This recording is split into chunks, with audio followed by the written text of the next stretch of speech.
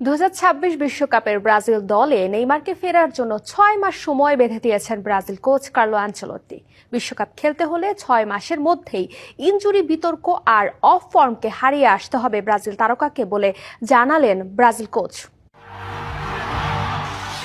চাইলেই হতে পারতেন ফুটবলের এক অনন্য তারকা। যদিও নেইমার জুনিয়রের নামের পাশে তারকা তকমা আছে, তবে ফুটবল ক্যারিয়ারটা আরো রাঙাতে পারতেন ব্রাজিলের এই পোস্টার বয়। লিওনেল মেসি কিংবা রোনালদোর মতো পৌঁছতে পারতেন ফুটবলের সর্বোচ্চ চূড়ায়। তবে ইনজুরির থাবায় সে অর্জন থেকে বঞ্চিত থাকলেন ব্রাজিলের পোস্টার বয়।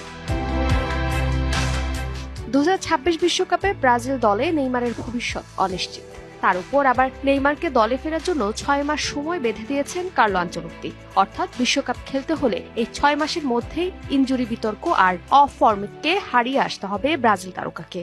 ব্রাজিলিয়ান লিগ শেষ হলে নেইমারের কিছুদিন ছুটি থাকবে।